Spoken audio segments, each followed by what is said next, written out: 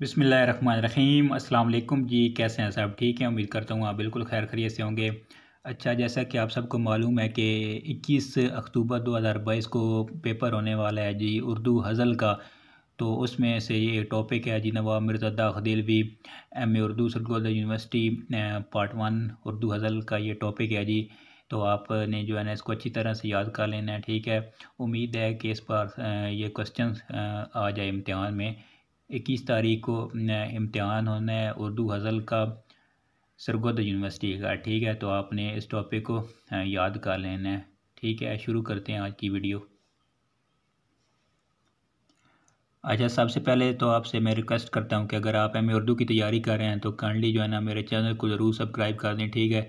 अगर आप M A Urdu कर रहे हैं तो काइंडली मेरे चैनल को ज़रूर सब्सक्राइब कर दें। इंशाल्लाह ताला आपको इस चैनल पे एम ए उर्दू के रिलेटेड अच्छी अच्छी वीडियो देखने को मिलेंगी, ठीक है। तो शुरू करते हैं। नवाब मिर्ज़ा ख़ान दाह की हज़ल गोई। हर वक्त पढ़ते जाते हैं क्यों दाह के अशार, क्या तुमको कोई और सुखनवर नहीं मिलता। दाग देलवी उर्दू गज़ल के इस दौर की पैदावार हैं जब इसके क्लासिकी दौर का ज़वाल शुरू हो चुका था। पीर आलम ने गज़ल की जो रिफ़त व बुलंदी अता की थी उसके दिन गिने जा चुके थे। दाग देलवी ऐसे वह शायर दिखाई देते हैं जिनकी गज़ल अगरचे मीर आलम के मेयार की नहीं, लेकिन इन्हें गज़ल की आबरू रखने में अहम किरदार अदा किया है। दाग 25 मई 1831 को चांदनी चौक दिल्ली में पैदा हुए और इनकी वालदा वज़ीर बेगम अल मारूफ व छोटी बेगम एक कश्मीरी और नस्ल मोहम्मद यूसुफ की लड़की थी। दाग के वालिद नवाब शम्सुर रहमान अहमद ख़ान वली फ़िरोज़पुर जरका थे, जिनको दिल्ली के एक अंग्रेज़ एजेंट गवर्नर जनरल फ्रेज़र के कत्ल की साजिश के इल्ज़ाम में सज़ाए मौत दे दी गई थी। छोटी बेगम के हुस्न व जमाल का दूर दूर तक चर्चा था। इसी तरह इनकी दूसरी बहन उम्दा खानम भी अपनी खूबसूरती के एतबार से मशहूर थीं। शमसुद्दीन खान अहमद ख़ान की मौत के बाद छोटी बेगम का आगा तुराब वली के घर बैठ गई थी। फिर इनसे अलहदगी इख्तियार कर ली। वलीअहद बहादुर शाह ज़फ़र मिर्ज़ा फ़खरू से शादी कर ली और इस शादी के वक़्त दाह की उम्र तकरीबन 12-13 बरस की थी। इस तरह वो किला दिल्ली में हदर के किले के दिल्ली में हदर 1857 तक रहे। इस दौरान इनकी तरबियत शहज़ादों के साथ हुई और उन्होंने वो तमाम उलूम फ़नून सीखे जो बादशाहों की औलाद को सिखाए जाते थे। इस ज़माने में किला मोहल्ला का माहौल शेर व शायरी से भरपूर था। ज़ौक़ हाले मोहम्मद और दूसरे उस्ताद फ़िक्र फ़न के अलावा बहादुर शाह ज़फ़र और शहज़ादे वगैरह शेर व अदब में गैर मामूली दिलचस्पी लेते। महफ़िलें होती, मुशारे किए जाते और अरबाब इल्म फ़न दाद सुखन हासिल करते। ज़फ़र के अलावा मिर्ज़ा फ़खरू को भी शायरी का शौक़ था। इसी माहौल में दाग को भी ज़ौक़ सुखन पैदा हुआ। मिर्ज़ा फ़खरू के मशवरे पर दाग ने उस्ताद ज़ौक़ के आगे सिनवाए अदब तय किया और इसी तरह किला मोहल्ला इनकी शायरी का बाज़ाब्ता आगाज़ हो गया। डॉक्टर कामिल कुरैशी रकम तराज हैं कि दाग ने मीर के अमो आलम की राह अपनाई, ना दर्द की सूफियाना रविश पर चले, ना तर्ज जुरत और रंगीन की पैरवी पसंद की और इन सब की अजमतों के कायल होते हुए अपनी राय सुखन और तर्ज गुफ्तार अलग निकाली जो इन्हीं से शुरू हुई और इन्हीं पर ख़त्म हो गई। अच्छा है जी, आगे है जी दाग के शायरी के फ़िक्री और फ़नी मुहसन खसूसियात। पहला जी हुस्न बयान। दाह की सबसे बड़ी खूबी इनकी ज़बान का हुस्न है। वो ज़बान के बादशाह हैं और उन्होंने हज़ल में जो ज़बान इस्तेमाल की है वो नसर में भी मुमकिन नहीं है। और इनका कारनामा यह है कि उन्होंने मुश्किल तरकीबों, शकील और हैर मनूस अरबी और फ़ारसी अल्फाज अपने कलाम में दाखिल नहीं किए और इनके यहाँ फितरी सादगी का भाव है, बनावट और तसन्नु का निशान नहीं मिलता। दाह की शिस्ता व रफ्ता ज़बान को अवाम व ख़ास में बड़ी मकबूलियत हासिल थी और उन्होंने उर्दू ज़बान की गिरां कदर खिदमात सर अंजाम दी। यही वजह है कि इनकी उर्दू को सनद का दर्जा हासिल है। आगे है जी शेर है। उर्दू है जिसका नाम हम जानते हैं दा, सारे जहाँ में धूम हमारी ज़बान की है, नहीं खेल ए दा यारों से कह दो कि आती है उर्दू ज़बान आते आते। अगला पॉइंट है जी इश्क और मामला बंदी। मामला बंदी से मुराद यह है कि हुस्न इश्क की वारदात और सतही किस्म के जज्बात कलमबंद करना। दाग की शायरी सिर्फ एक महवर पर गर्दिश करती है और वो है इश्क, और इनकी शायरी में इश्क मजाजी तमाम लवाजमात यानी वसल की छेड़छाड़, इशारे, किनाये, माशूकी, इश्वत राजी और शोखियाँ, आशिक की नारसाइयाँ, बेताबियाँ और बदगुमानियाँ, ऐदो पैमा, शिकवा शिकायत, रूठना मनाना सब शामिल है। और ये लवाजमात दाग की शायरी की जान है। उसने हरों को पिलाई बस में रश्क से हम उसा पी के रह गए। तू है हर जाई तो अपना भी यही तौर सही, तू नहीं और सही और नहीं और सही। शोखी और चंचलपन और लखनवी अंदाज।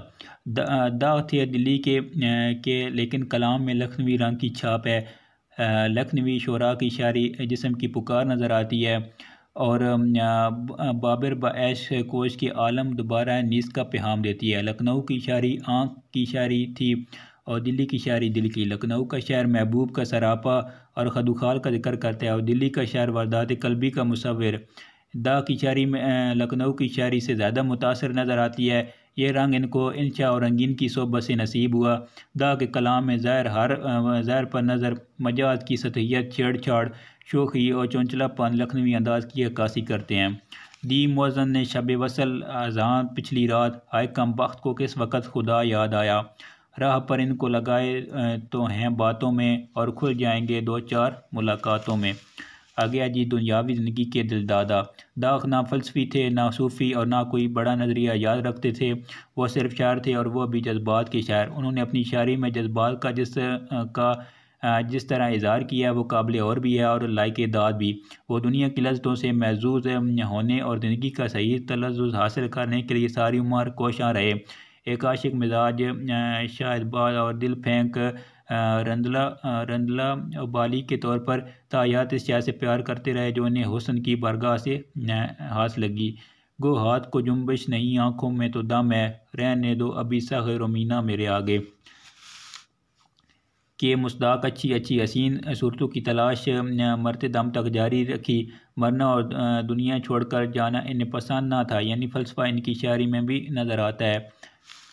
क्यों आदम को आलम बाला की हो हवस, बढ़कर नहीं ज़मीन से आसमान कुछ। फरिश्ते भी देखें तो खुल जाएं आँखें, बशर को वो जलवे दिखाए गए हैं जिसमें लाखों बरस की हूरें हों, ऐसी जन्नत का क्या करे कोई।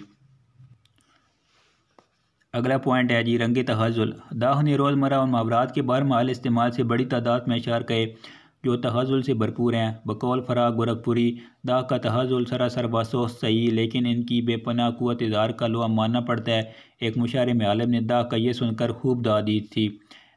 रुख रोशन के आगे रख कर शम्मा वो ये कहते हैं, इधर जाता है ये देखें या इधर परवाना आता है।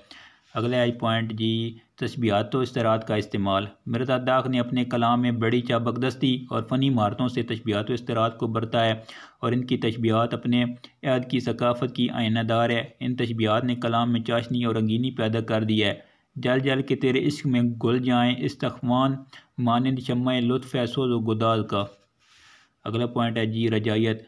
दाग रंगारंग और बाहो बहार शख्सियत के मालिक थे, लिहाजा इनके कलाम में शोखी, ठीकापन और शगुफ्तगी और रजायत कूट कूट कर भरी हुई है। यासियत, नाकामी और मायूसी कहीं नज़र नहीं आती। दिन गुजारे उम्र के इंसान हंसते बोलते, जहाँ भी निकले तो मेरी जहाँ हंसते बोलते। अगला पॉइंट है जी इब्तिज़ाल।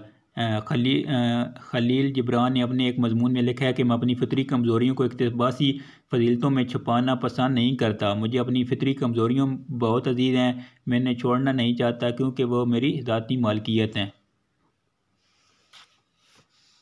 दाग के यहाँ भी पाकबाजी और फरिश्ता खसलती का दावा नहीं, और इनका ज़ाहिर व बातन एक है। वो अपने जिनसी मैलानात और जज्बाती कफ़ियात को बेकमोकास्त का जिक्र करते हैं। वह इश्क को जिनसी और जिस्मानी आसूदगी का ज़रिया समझते हैं और जसारत से इसे बयान भी कर देते हैं। यही वजह है कि इनके यहाँ कहीं कहीं तहज़ीब का दामन छूटता हुआ नज़र आता है। वसल के बाब की अर्ज़ तो वो कहने लगे, क्यों मरे जाते हो जाएगा हो जाएगा। ले लिए हमने लिपट कर बोसे, वो तो कहते रहे हर बार ये क्या। अगला पॉइंट है जी मौसीकी व अनायत। हज़लों की पसंदीदगी और मकबूलियत में इसके तरन्नुम और मौसीक़ियत को बहुत दखल रहा है। इस तरन्नुम और मौसीकियत के लिए ज़बान का बड़ा हिस्सा होता है। फिर इसकी ज़बान, रदीफ़, काफ़िया और बहर भी बड़ा रोल अदा करते हैं। अगर ये सब सामान फराम ना हो तो एक अच्छी गज़ल तैयार नहीं हो सकती। दाग की शायरी की बड़ी खूबी मौसीकी और अनायत है। दाग ने छोटी बड़ी हर तरह के बहर को बड़ी खूबसूरती से भरता है। मुख्तलिफ़ गज़ल गों ने गज़ल को गाया है। हज़ब किया तेरे वादे पे एतबार किया, तमाम रात क़यामत का इंतज़ार किया। खुदा के वास्ते झूठी न खाइए कसमें, मुझे यकीन हुआ मुझको एतबार आया।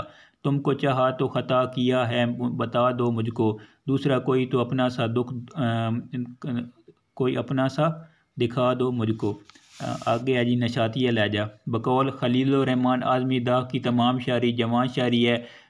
दाग ज़माने की तकलीफ़ों और मुसीबतों पर शिकायत नहीं करते और ना दर्द हमसे घबराते हैं, इसलिए इनको नशातिया लहजे का शायर कहा जाता है। हज़ार काम मज़े के हैं दाग उल्फत में, जो लोग कुछ नहीं करते वो कमाल करते हैं। बड़ा मज़ा हो जो मैशर में हम करें शिकवा, वो मिन्नतों से कहें चुप रहो खुदा के लिए।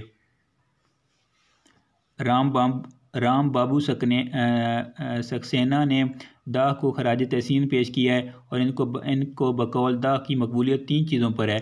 एक शोहरत आम, दूसरा तर्ज ख़ास, तीसरा ज़बान के लिए खिदमात। और ये कि दाग मीठी सुरीली और अशकाना शायरी के मुसल्लम और सबूत शायर थे।